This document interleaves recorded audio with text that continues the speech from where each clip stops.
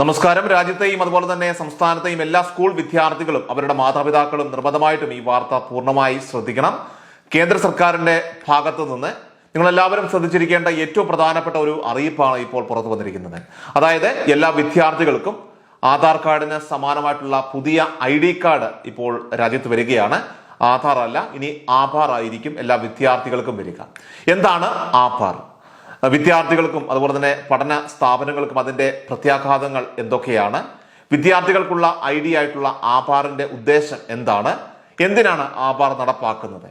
വിദ്യാർത്ഥികൾ അവരുടെ ആധാർ സൃഷ്ടിക്കാനായിട്ട് എന്താണ് ചെയ്യേണ്ടത്? തുടങ്ങിയ വിശദമായിട്ടുള്ള വിവരങ്ങളാണ് ഈ ഒരു അപ്ഡേറ്റിൽ നിങ്ങളുമായിട്ട് ഷെയർ ചെയ്യുന്നത്. എല്ലാ വിദ്യാർത്ഥികളും മാതാപിതാക്കളും പൂർണ്ണമായിട്ട് ഈ അപ്ഡേറ്റ് ശ്രദ്ധിക്കണം. നിങ്ങളുടെ സുഹൃത്തുക്കളിലേക്കെല്ലാം തന്നെ ഈ വാർത്ത മറക്കാതെ ഒന്ന് ഷെയർ ചെയ്യണം. എല്ലാ സ്കൂൾ വിദ്യാർത്ഥികൾക്കും ഒറ്റ തിരിച്ചറിയൽ കാർഡ് നടപ്പിലാക്കാനുള്ള പദ്ധതിയാണ് ഇപ്പോൾ കേന്ദ്ര ഗവൺമെന്റ് ആവിഷ്കരിക്കാനായിട്ട് ഒരുങ്ങുന്നത്. എല്ലാ സർക്കാർ സ്വകാര്യ സ്കൂളുകൾക്കും ഇത് ബാധകമാകും.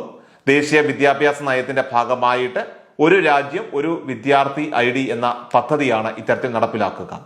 Automated permanent academic account registry അഥവാ APAAR അഥവാ ആധാർ എന്നാണ് പദ്ധതിയെ വിളിക്കുക. പ്രീ പ്രൈമറി ക്ലാസ് മുതൽ ഹയർ സെക്കൻഡറി ക്ലാസ് വരെയുള്ള വിദ്യാർത്ഥികൾക്കാണ് ഒരു തിരിച്ചറിയൽ കാർഡ് നൽകുക. എഡ്യൂലോക്കർ എന്ന രീതിയിൽ കണക്കാക്കുന്ന ആധാർ ID വിദ്യാർത്ഥികൾക്ക് ജീവിതകാലം മുഴുവനുള്ള ഒരു തിരിച്ചറിയൽ കാർഡായിരിക്കും. ഇതിലൂടെ കുട്ടിയുടെ അക്കാദമിക വിവരങ്ങളും നേട്ടങ്ങളും അറിയുവാൻ സാധിക്കും. ആധാർ തിരിച്ചറിയൽ കാർഡിന്റെ നിർമ്മാണത്തിനായിട്ട് വിദ്യാർത്ഥികളുടെ മാതാപിതാക്കളിൽ നിന്ന് സമ്മതം വാങ്ങാനായിട്ട് എല്ലാ സ്കൂളുകൾക്കും നിർദ്ദേശം നൽകിയിരിക്കുകയാണ് ഇപ്പോൾ സംസ്ഥാന സർക്കാരുകൾ. രാജ്യത്തെ എല്ലാ വിദ്യാർത്ഥികളുടെയും ഒരു QR കോഡ് ആയിരിക്കും ആധാർ കാർഡ് എന്ന് പറയുക.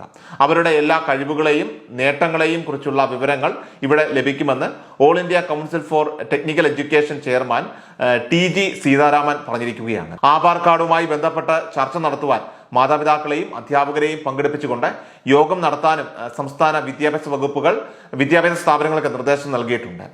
ഡിജിറ്റൽ സംവിധാനമായിട്ടുള്ള ഡിജി ലോക്കറിലേക്കുള്ള വഴിയായിട്ട് ആധാർ പ്രവർത്തിക്കുന്നതായിരിക്കും. വിദ്യാർത്ഥികൾക്ക് അവരുടെ പ്രധാനപ്പെട്ട രേഖകളും പരീക്ഷാ ഫലങ്ങളും റിപ്പോർട്ട് കാർഡുകളും മറ്റു നേട്ടങ്ങളും ഡിജിറ്റലായിട്ട് സൂക്ഷിക്കാൻ കഴിയുന്ന ഈ സംവിധാനം ഭാവിയിലെ വിദ്യാഭ്യാസം അല്ലെങ്കിൽ ജോലി എന്നിവയൊക്കെ കണ്ടെത്തുവാനായിട്ടും ഇത് കൂടുതൽ നിങ്ങൾക്ക് സുഗമമായിരിക്കും. എന്തിനാണ് രാജ്യത്തെ ആധാർ നടപ്പാക്കുന്നത്? ആധാർ അവതരിപ്പിക്കുന്നതിന് പിന്നിലെ ലക്ഷ്യമെന്ന് പറയുന്നത് വിദ്യാഭ്യാസം തടസ്സരഹിതമാക്കുകയും വിദ്യാർത്ഥികൾക്ക് കൈവശം രേഖകൾ കൊണ്ടു നടക്കുന്നതിലെ ആവശ്യകത കുറയ്ക്കുകയും ചെയ്യുക എന്നതാണ്.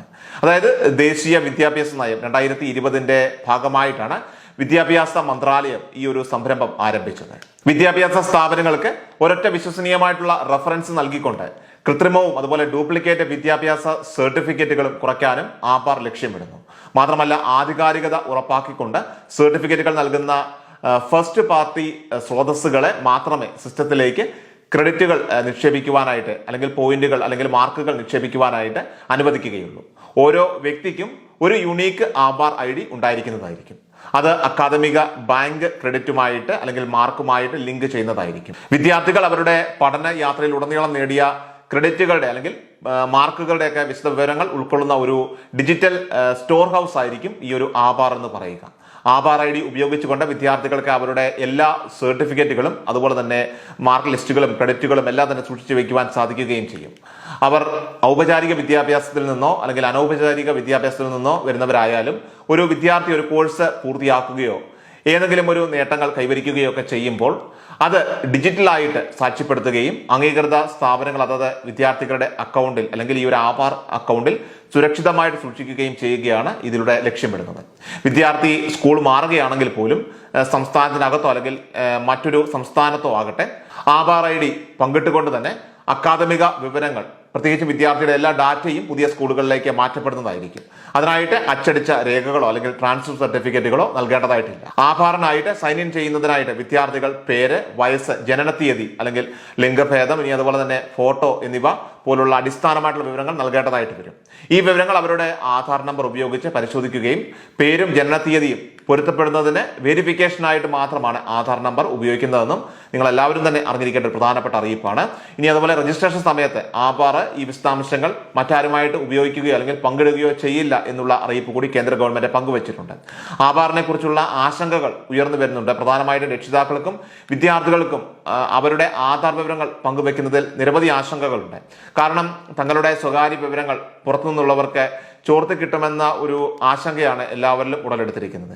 എന്നിരുന്നാലും വിദ്യാർത്ഥികൾ നൽകുന്ന വിവരങ്ങൾ രഹസ്യമായിട്ട് തന്നെ സൂക്ഷിക്കുമെന്നും വിദ്യാഭ്യാസ പ്രവർത്തനങ്ങളിൽ ഏർപ്പെട്ടിരിക്കുന്ന സ്ഥാപനങ്ങൾ ഒഴികെ ഒരു മൂന്നാം കക്ഷിയും അത് പങ്കിടില്ലെന്നും സർക്കാർ പറയുന്നുണ്ട്. സർക്കാരിന്റെ ഡാറ്റ അടങ്ങുന്ന കാറ്റലോഗിലെ സ്കൂളുകൾ, അതുപോലെ അധ്യാപകർ, വിദ്യാർത്ഥികൾ, സ്കോളർഷിപ്പ് കേന്ദ്രങ്ങൾ, ഇനി അതുപോലെ തന്നെ മെയിൻ്റനൻസ് അക്കാദമിക റെക്കോർഡുകൾ, വിദ്യാഭ്യാസ സ്ഥാപനങ്ങൾ, റിക്രൂട്ട്മെന്റ് ഏജൻസികൾ എന്നിവയ്ക്കാണ് unified district information system for education plus database ഉള്ളത്. ഏത് സമയത്തും വിദ്യാർത്ഥികൾക്ക് അവരുടെ വിവരങ്ങൾ സൂചിപ്പിച്ച കക്ഷികളുമായിട്ട് പങ്കിടുന്നത് നിർത്താനുള്ള ഓപ്ഷനും ഇതിലൂടെ ലഭ്യമാകുന്നതായിരിക്കും. അവരുടെ ഡാറ്റ പ്രോസസ്സിംഗ് നിർത്തുന്നതുമായിരിക്കും. എന്നിരുന്നാലും സമ്മതം പിൻവലിച്ചാൽ ഇതിനകം തന്നെ പ്രോസസ് ചെയ്തിട്ടുള്ള ഏതെങ്കിലും വ്യക്തിഗത ഡാറ്റയെ ഇത് ബാധിക്കില്ല എന്ന് കൂടി അറിയിച്ചിട്ടുണ്ട്.